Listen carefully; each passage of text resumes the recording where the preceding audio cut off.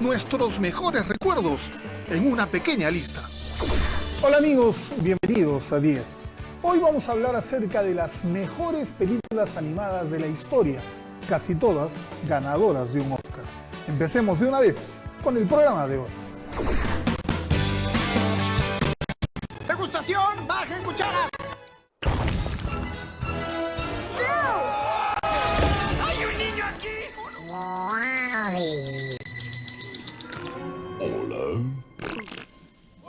¡Quiero mover el bote! Yo soy tu amigo fiel. 17 años han pasado desde que la primera película animada por computadora fue estrenada en cines, ante el asombro de miles de espectadores.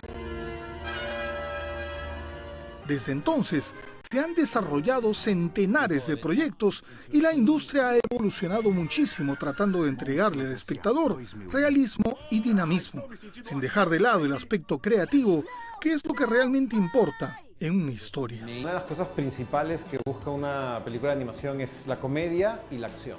Con comedia y acción llevas el público a las salas. En esta carrera por ser el mejor y el más original, varios son los estudios que afilan cada vez más sus espadas para la dura contienda, siendo Pixar, Disney, DreamWorks, Blue Sky y Sony los que más estrenos sustentan y más dinero invierten en este género. Pixar, por animador, por personaje, un solo personaje, se demoran una semana para animar entre 1 a 2 o máximo 3 segundos por semana. Si tú tienes 4 personajes en escena, se demoran un mes para animar entre 1 a 3 segundos. Si hacemos un repaso por la historia de la animación, muchos títulos han marcado pautas para posteriores cintas y otros son simplemente olvidables. De la década de los 90 recordamos a Hormiguitas, primera cinta de DreamWorks que le hizo frente a Pixar y sus bichos.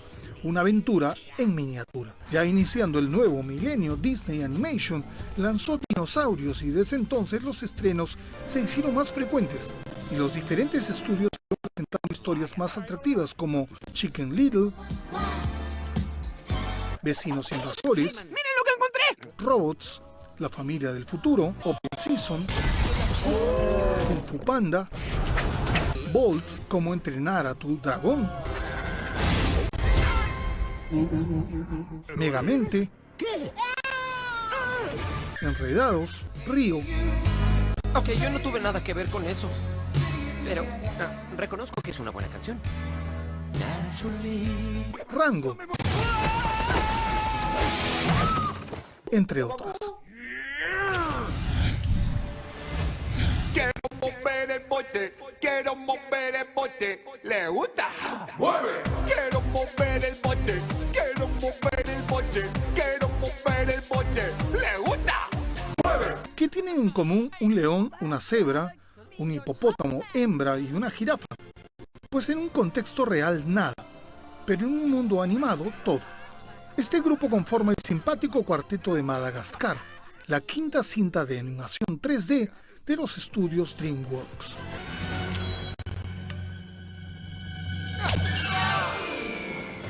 La idea partió de dos conceptos. Los directores de DreamWorks Animation querían hacer una historia sobre unos animales del zoológico que son sacados de su mundo para terminar en una jungla salvaje.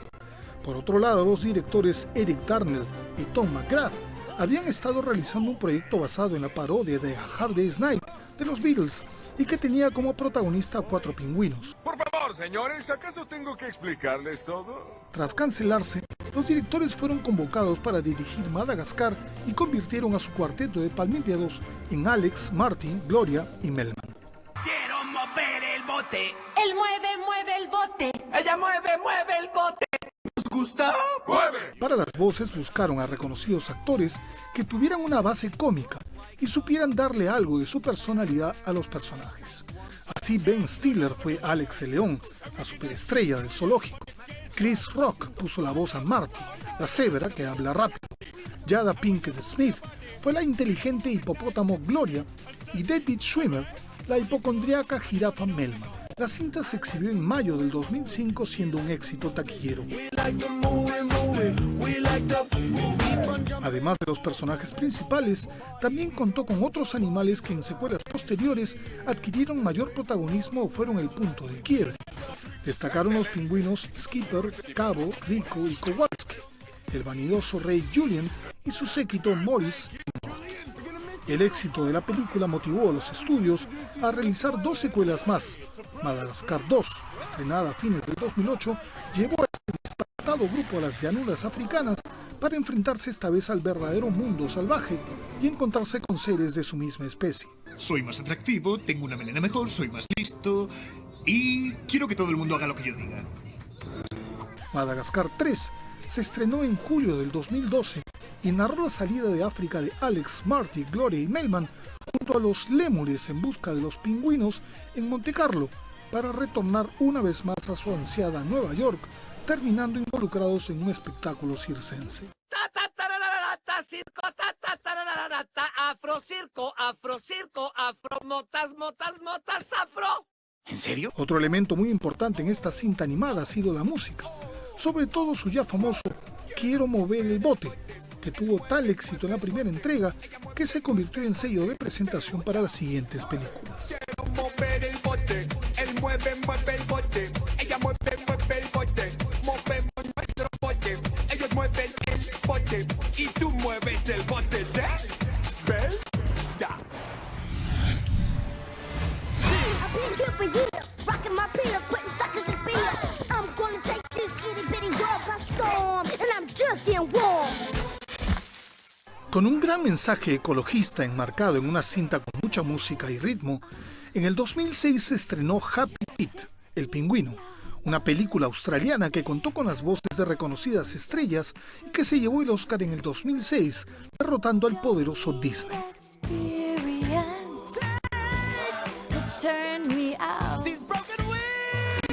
George Miller, el director de Mad Max y Babe, el puerquito caliente, fue el creador y director de esta historia recreada en la Antártida. La inspiración le vino al ver un día un documental realizado por la BBC de Londres y la National Geographic, llamado La vida en el congelador. Happy Feet relata la historia de Mumble, un pingüino emperador que, como es la costumbre de su especie, debe saber cantar para encontrar pareja.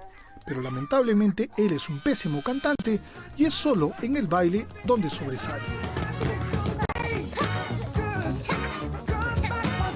La historia trata de resaltar valores como la amistad, el amor y el creer en sí mismo, pero además nos demuestra de cómo la mano del hombre amenaza el equilibrio de muchas especies al destruir su medio ambiente. El director reclutó a varias estrellas conocidas para dar voz a los personajes de la película. El recordado Frodo Elijah Wood le dio vida a Mumble. La desaparecida Brittany Murphy interpretó a Gloria, la pingüino de la que Mumble se enamora, papel en el que demostró además que poseía una buena voz al cantar Somebody to Love de Queen.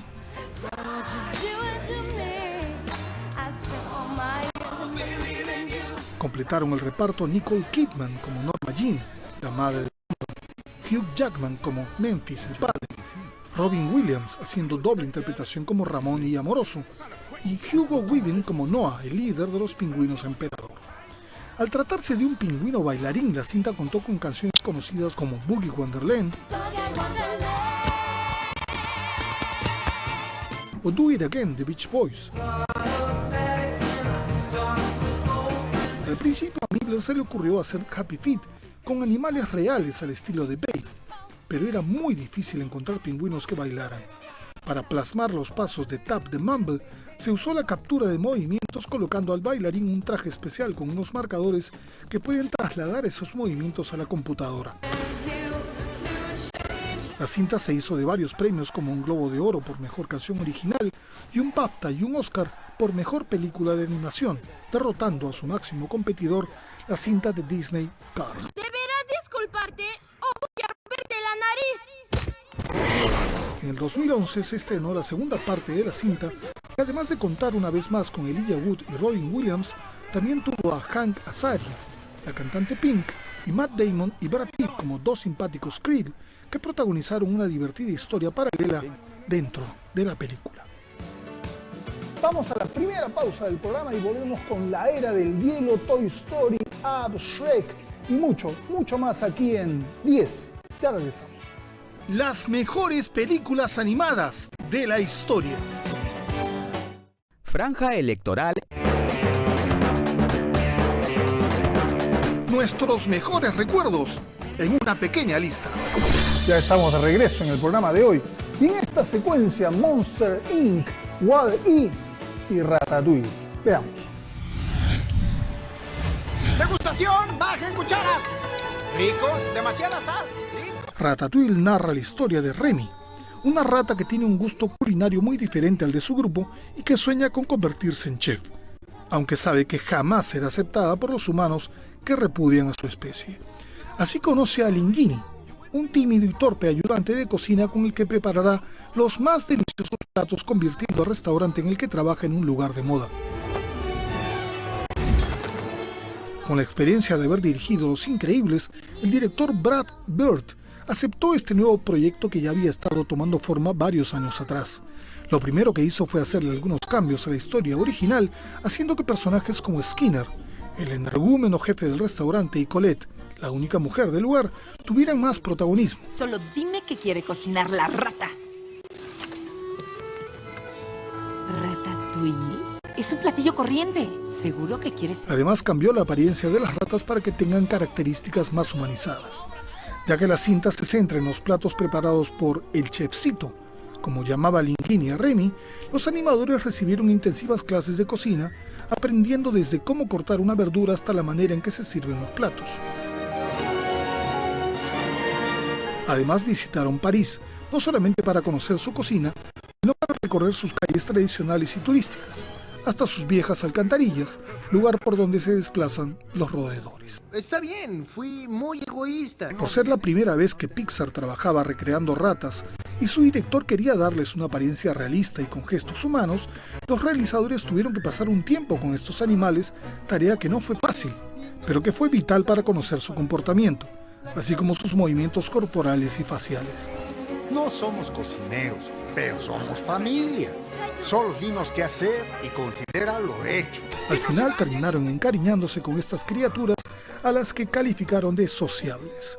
Ratatouille contó con figuras de renombre como Peter O'Toole, como Anton Ego, el desdeñoso crítico de cocina que termina rindiéndose ante el plato preparado por Remy, el inglés Ian Holm como Skinner, Janine Garofalo como Colette, y para darle la voz a Remy se contó con el comediante Patton Oswalt. Quiero pensar. No sé qué hacer si no los convenzo de guardar el secreto. La cinta obtuvo una crítica favorable y una recaudación de $624 millones a nivel mundial, así como un Globo de Oro, un BAFTA y un Oscar por Mejor Película Animada.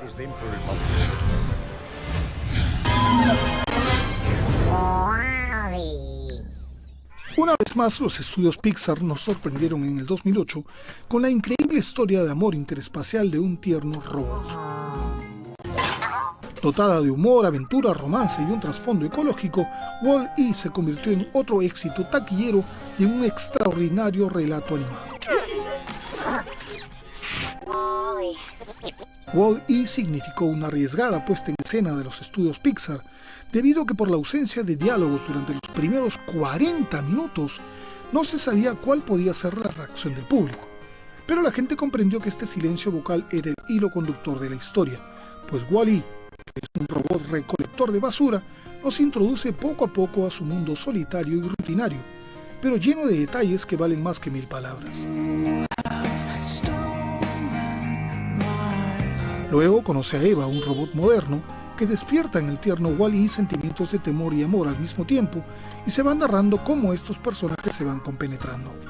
El aclamado director de Buscando a Nemo, Andrew Stanton, fue el encargado de transportarnos al mundo de Wall-E y Eva, un mundo en el que la Tierra está desolada y los seres humanos se han convertido en seres obesos y sin vida propia.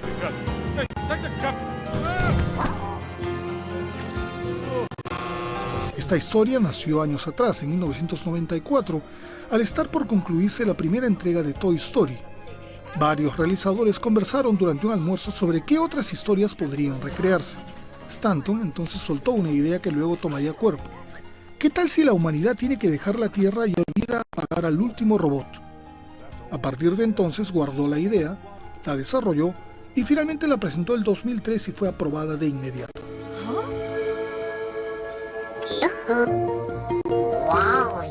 A pesar de que para entonces los recursos técnicos en películas de animación permitían desarrollar una cinta como Wall-E, este fue uno de los proyectos más difíciles para Pixar después de Monsters, Inc.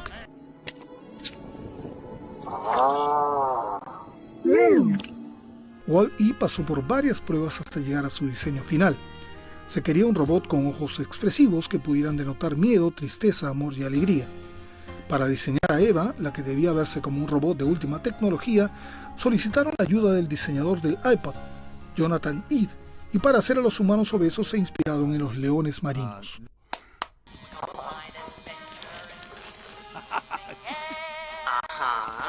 Wall-E tuvo una inversión de 180 millones de dólares y logró recaudar más de 520 millones a nivel mundial. Recibió múltiples elogios de la crítica y obtuvo un Globo de Oro, un BAFTA y un Oscar en la categoría de Mejor Película de Animación.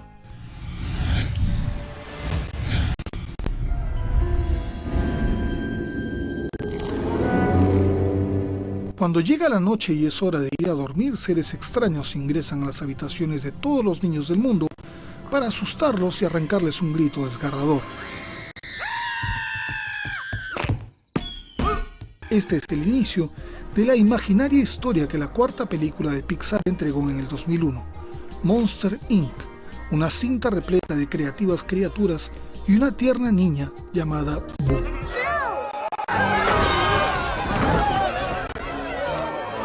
El director Pete Docter empezó a estudiar varias ideas para el que sería su siguiente proyecto. La que más le gustaba era una historia de monstruos que trabajaban asustando niños, pero que a su vez les tenían terror pues los consideraban tóxicos. Haz lo que quieras, si esa cosa se mantiene lejos no pasa nada. Monsters, Inc. posee cientos de personajes inexistentes, lo que por un lado daba grandes posibilidades creativas, pero también significaba un reto pues no existían referencias reales. La historia se centró en 3 personajes: Sully, un monstruo de más de 2 metros con mucho pelo; Mike Wazowski, su ayudante asustador y mejor amigo; y Boo, la niña que ingresa al mundo de los monstruos. Los realizadores tuvieron que estudiar el pelo de llamas, búfalos, osos, cabras y ovejas para crear a los diferentes personajes peludos de la historia, sobre todo el de Sully, que además de tenerlo largo y abundante, debía estar expuesto a cambios climáticos. Se le colocaron 3 millones de pelos que parecían tener movimientos independientes. Tú fuiste el mejor mucho tiempo, Sullivan, pero eso se acabó. Mike Wazowski también representó dificultades para darle realismo a su único y vidrioso ojo. Este personaje iba a ser al principio de color naranja, pero después pensaron que parecía una fruta con brazos y piernas. Luego de pasar por varias pruebas de color se decidieron por el verde limón, pues combinaba bien con el azul de Sully. Los realizadores visitaron depósitos de chatarra, fábricas y ciudades industriales para dar vida al mundo de Monstrópolis. Los actores convocados fueron John Goodman como Sully, Billy Crystal como Mike Wazowski, Steve Buscemi como el villano Randall y James Coburn como Henry Waternoose, el jefe de la fábrica de susto. Quiero asustadores de confianza, tenaces. La cinta estuvo nominada al Oscar en la categoría de Mejor Película Animada, pero perdió ante Shrek y tuvo que conformarse con el galardón a la Mejor Canción Original. La cinta tuvo una gran recaudación con 526 millones a nivel mundial. Una segunda parte de las aventuras de Sully y Mike ya se espera para el 2013. Las 3 que acabamos de revisar, grandes películas temas. Vamos a la publicidad, regresamos con Shrek, Up, La Era del Hielo y muchísimo más acá en las mejores películas animadas de la historia. Ya regresamos.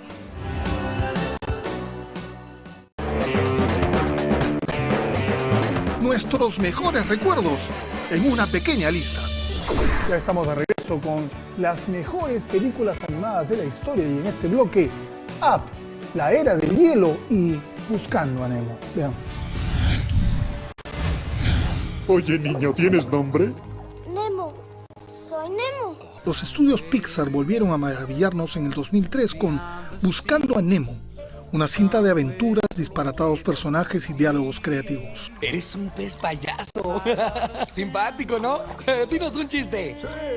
Aunque con un inicio dramático tal vez demasiado para una cinta con un gran público infantil, la película narra la historia de Marlene, un pez payaso y su hijo Nemo, que harto de ser sobreprotegido, obedece en una orden y es capturado por un buzo. A partir de entonces, Marlin emprenderá una incansable búsqueda por el océano, encontrándose en el camino con Dory, un neurótico pez con problemas de memoria. ¡Se fue hacia allá! ¡Sígueme! Espera, ¿qué te sucede? Ya habías dicho hacia dónde se dirigía. ¿Así? Dirigida y escrita por Andrew Stanton, la historia de Nemo nace cuando en los 90 este visitó el mundo marino y pensó que era un escenario con muchas posibilidades. Cuando pensó en la trama se inspiró en su relación con su hijo y en los sobreprotectores que suelen ser los padres. Precaución.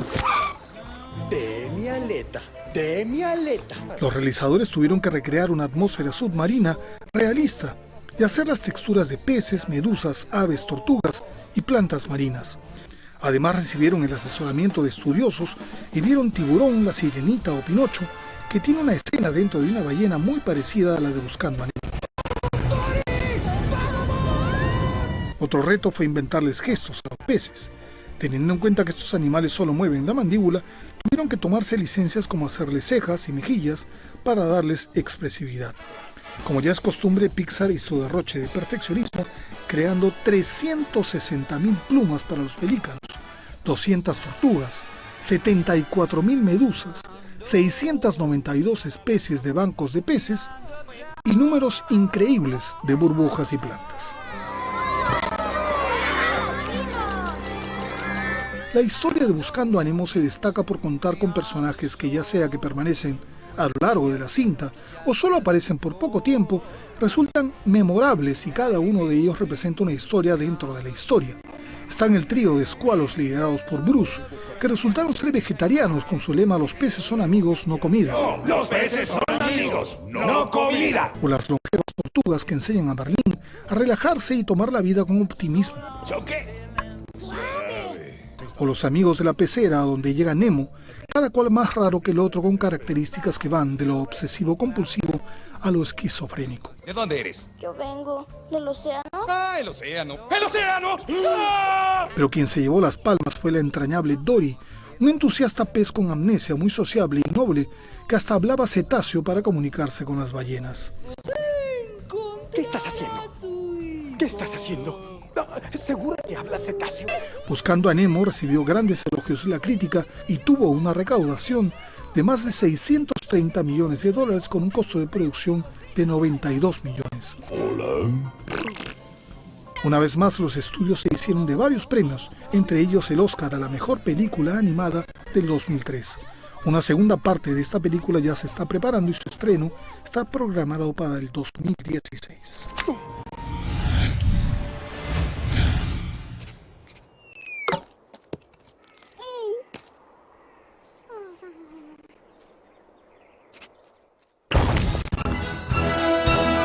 El inicio de la era glaciar hace 20.000 años atrás sirve como punto de partida para que tres dispares mamíferos conformados por un mamut, un perezoso y un tigre dientes de sable emprendan una travesía hacia el sur con el fin de devolver un bebé humano a su familia.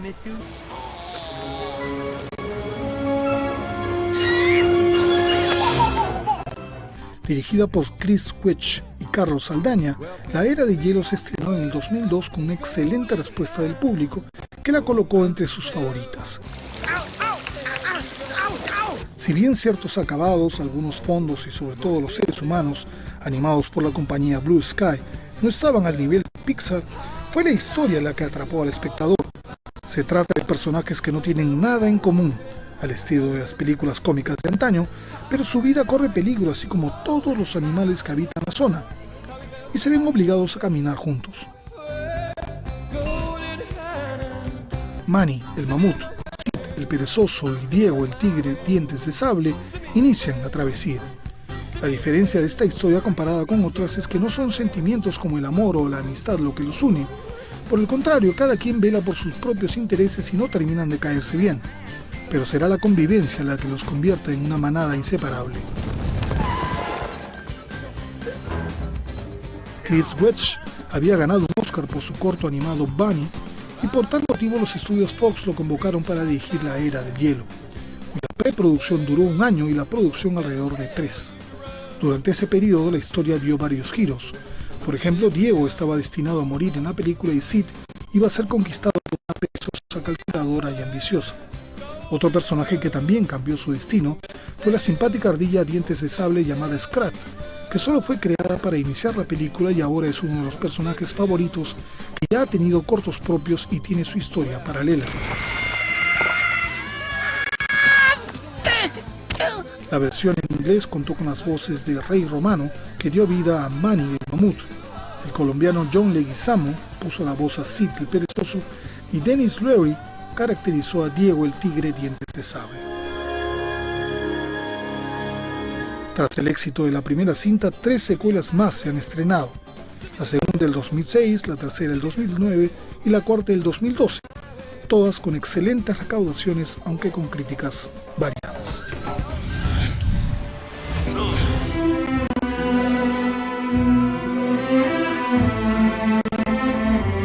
Es hasta hoy la tercera cinta de Pixar con mayor recaudación en la taquilla y en su momento la primera película de animación 3D nominada a Mejor Película. Alabada por la crítica, Up, una aventura de altura, es una conmovedora historia de un anciano que se niega a olvidar sus sueños y un niño que empieza a construir los suyos. ¡La aventura nos aguarda! Dirigida por Bob Peterson y Pete Docter, Up se estrenó en el 2009 tras 4 años de nacer en la imaginación de Docter. La historia inicia con Carl Fredricksen de niño, sus sueños de viajar por el mundo y su encuentro con una excéntrica Ellie, que años después sería su esposa.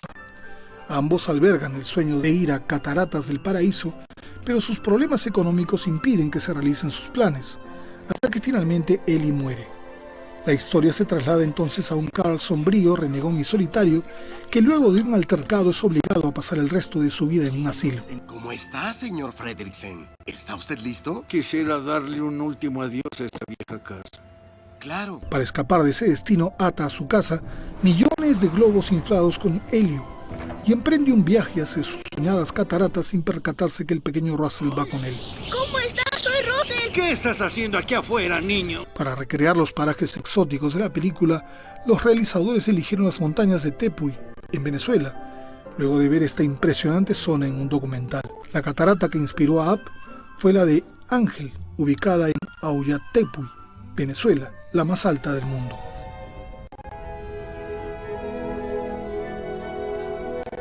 Los personajes también fueron inspirados en diversas referencias.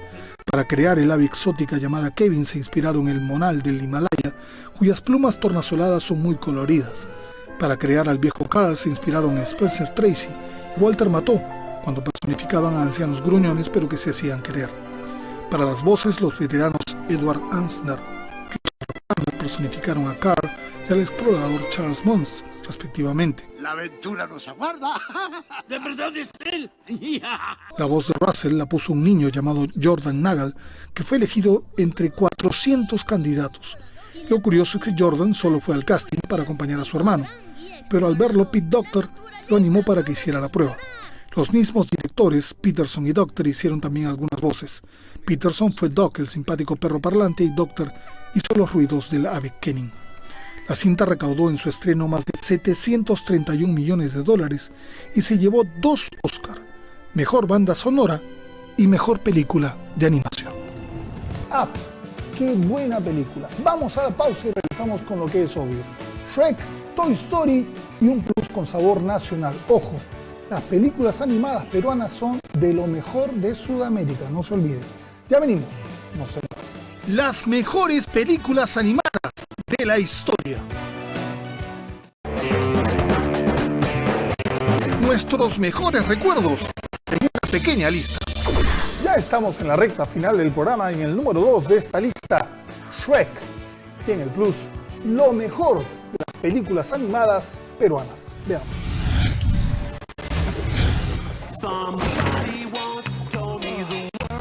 En el 2001, una película de animación 3D cambió por completo el esquema tradicional de los cuentos e historias animadas. De la mano de un irreverente ogro llamado Shrek, los estudios DreamWorks apostaron por un mundo opuesto y poco convencional para enfrentar a su más grande adversario parodiando sus clásicos con humor inteligente. No soy el títere, soy un niño de verdad. 5 chelines por el juguete poseído. Inspirado en el libro infantil ilustrado homónimo, escrito por el caricaturista William Steig, la historia de Shrek entusiasmó a Steven Spielberg, quien adquirió los derechos en 1991. Pero pasaría mucho tiempo para que pasara a ser un proyecto concreto. DreamWorks, que hasta entonces no había realizado nada en animación 3D, tenía temores de dar ese gran paso, por lo que Shrek fue tomado como un proyecto experimental que avanzó con lentitud y que incluso se detuvo por algún tiempo.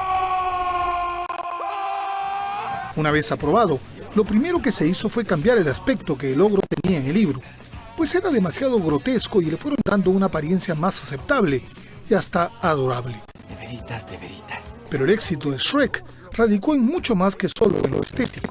Acostumbrados al preciosismo de Disney, lleno de personajes encantadores y admirables, este ogro verde de gustos culinarios y costumbres higiénicas bastante diferentes nos introdujo a un mundo en el que el Lord, que quería ser príncipe, era un enano. Su mejor amigo era un burro parlanchín, por momentos desesperante, y la princesa, que peleaba al estilo Matrix, se transformaba en ogra por las noches. Además, no se descuidó a los personajes secundarios, que aunque estaban inspirados en cuentos de hadas, no tenían nada de perfectos. En la versión en inglés, Mike Myers, Shrek, Eddie Murphy dio su voz al burro, Cameron Díaz a la princesa Fiona y John Gielgud al Lord Farquaad. ¡Soy el hombre de jengibre! En la versión en español, el divertido actor de Eugenio Derbez fue el encargado de poner su voz a burro. Yo sé, pregúntame. Tras su debut cinematográfico, Shrek gustó al público infantil, pero capturó también un gran sector de admiradores adultos, consiguiendo una recaudación de $484 millones. La música también tomó un papel importante en la cinta y sus secuelas, sobre todo el tema final, en el que los personajes realizan covers de canciones conocidas. ¡Ahora todos!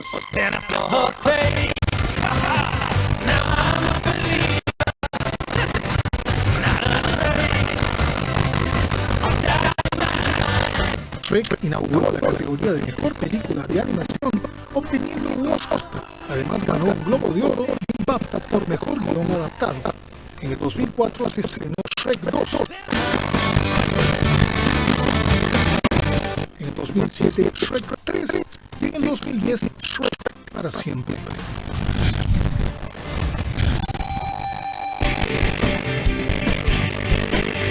En el 2005 Perú se convirtió en el primer país hispanoamericano en estrenar una película de animación por computadora. Desde entonces, la producción no solo no se ha detenido, sino que ha seguido en constante evolución, aprovechando cada vez más las posibilidades técnicas. Así nos hemos convertido en el país más entusiasta y uno de los más prolíficos, con 7 cintas estrenadas y muchas más por venir.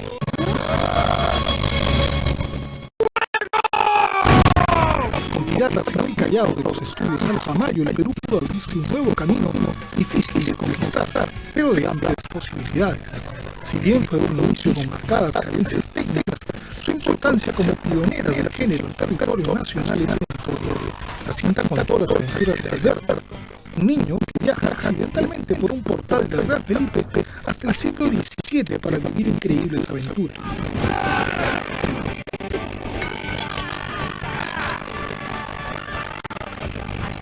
Eduardo Schuster dirigió también el siguiente año Dragones, Destino del Fuego, que narra la historia de John John, un pequeño dragón criado por cóndores que tendrá que ir en busca de su identidad perdida.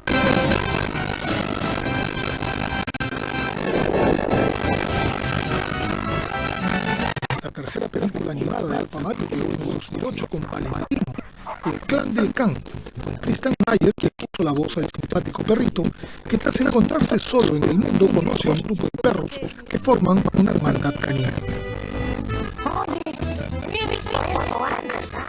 Le siguió la película El Delfín, la historia de un soñador, una adaptación del cuento de Sergio Bambarén, que fue muy bien recibida en varios países. La cinta narra la historia de Daniel Alejandro, un delfín que se aleja de su manada para emprender un viaje en busca de sus sueños. La canción fue compuesta por Gianmarco y cantada por Diego Porto.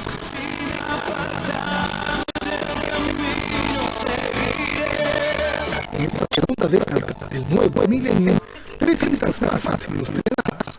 dos dirigidas por el pionero de la animación por computadora, Eduardo Schultz, como son Lars y el misterio del portal, estrenada en el 2011, y Los Ilusionautas, en el 2012, que contó con las voces de los peruanos Connie Chaparro, Giovanni Sixia y Bruno Ascenso. He pagado estos trajes especiales que con solo cruzar una taquilla se investigar el disfraz que necesiten.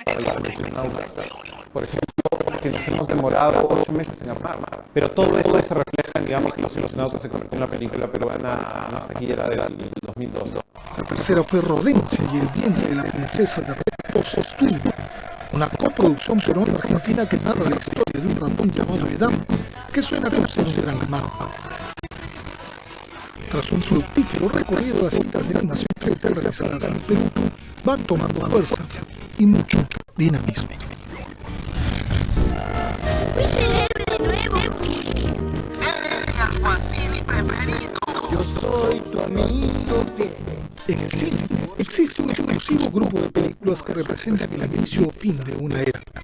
Si hablamos solo del cine de animación, dos cintas han marcado un hito: Blancanieves y los 7 enanos, primer largometraje animado sonoro y a color, y Toy Story, primer largometraje de animación por computadora. El impulsor de este gran paso hacia todos miraban con recelo fue el director John Lasseter, quien convenció a los ejecutivos de Disney que en esta nueva forma de animación estaba el futuro. ¿La fiesta de cumpleaños es hoy? Una vez convencido, se dio inicio a la creación de un guión, para lo cual se convocó a 4 escritores. Lasseter había dirigido un corto actuado en 3D llamado Tim Toy, pero luego cambiaron por un personaje más moderno, una figura de acción del espacio, a quien primero llamaron Lunar Larry y luego Buzz Lightyear. Su diseño era una combinación entre los juguetes G.I. Joe y los astronautas del programa Apolo. Para el coprotagonista se pensó en un muñeco de ventrílogo, pero luego terminó siendo un vaquero del oeste llamado Woody. Pero no solo los personajes sufrieron modificaciones. El guión también pasó por varios cambios, como que Woody tenía una personalidad mucho más sarcástica y algo pedante. Además se pensó en la muñeca Barbie como su novio, pero la empresa Mattel no cedió los derechos, pues pensaba que la cinta sería un fracaso. Cuando se presentó un boceto inicial en 1993, el presidente de Disney Animation la calificó como un desastre. Soy Buzz Lightyear. Vengo en paz. ¡Ay, qué bueno que no eres un dinosaurio! La nueva historia, en la que Woody era un personaje más simpático, tuvo finalmente luz verde y se inició la búsqueda de los actores que dieran voz a los personajes. Para Woody siempre se pensó en Tom Hanks, quien afortunadamente aceptó, pues la historia de juguetes que tienen vida era algo que soñé imaginar cuando era niño. Para Buzz Lightyear eligieron a Billy Crystal, quien rechazó el papel, hecho del que luego manifestó sentirse muy arrepentido, y convocaron a Andy Allen. Toy Story se estrenó en el 1995 y se convirtió en un éxito taquillero, recaudando $485 millones, convirtiéndose hasta ese momento en la segunda película animada más exitosa después del Rey León.